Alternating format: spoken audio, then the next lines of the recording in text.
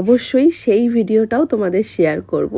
আর এই ভিডিও শেয়ারের কথা বলতে গিয়ে আমার একটা কথা বলতে ইচ্ছা করছে, এতদিন ধরে আমি প্রচুর ব্রাইড কিন্তু সাজিয়েছি, এমনকি নেহাও আজ থেকে আমার 3-4 মাস আগের একটা ব্রাইড। তো ওর ভিডিও আমি কেন এতদিন আপলোড করতে পারিনি, বা যারা আমার কাছে থেকে অলরেডি সেজেছো তাদের ভিডিও কেন আমি আপলোড করতে পারছি না, তার একটাই কারণ ছিল ভীষণ কাজের চাপ। অন্য সব ব্রাইডাল আর্টিস্টদের মতো আমি রেগুলার হয়তো আপডেট থাকতে পারিনি। বাড়িতে এসেছিলাম শুধু খেতে আর ঘুমাতে, ব্যাস এইটুকুই। আবার পরের দিন ভোর ভোর পৌঁছে যেতাম।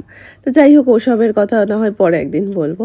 এই যে দেখো, নেহাকে রেডি করে দিয়েছি। ওকে আজকে আমি আর কোনো রকম টিপ পরাবো না, কারণ টিপ পরালেই সেই ট্র্যাডিশনের দিকেই চলে যেত। জানি অনেকে বলবে যে তোমরা একটা অ্যাটলিস্ট টিপ পরাতে পারতে।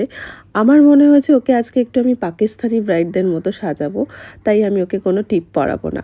আর ড্রেসটাও দেখো একদম অন্যরকম, এত সুন্দর ড্রেসটা ছিল, আর ওকে পরেও কিন্তু বেশ একটা রয়্যাল রয়্যাল ব্যাপার দিচ্ছিল। এই সুন্দর ড্রেসটাকে কি বলে আমার ঠিক জানা নেই, তোমরা যারা জানো অবশ্যই বলো। আর আজকে এই ড্রেসটার সাথেও ক্যারি করেছিল পুরোটাই গোল্ডের জুয়েলারি।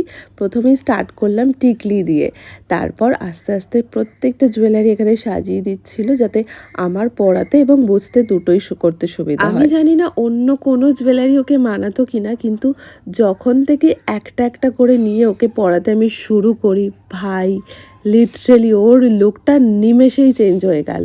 মানে 1 সেকেন্ডের মধ্যে লুক পুরো চেঞ্জ।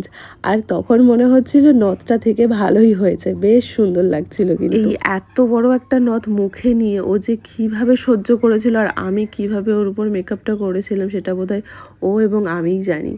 যাই হোক, পুরোটা যখন কমপ্লিট হয়ে গেছে, আমি ওকে আস্তে আস্তে সমস্ত গয়না জুয়েলারি ওর ফ্যামিলির হেল্প নিয়ে পরাই।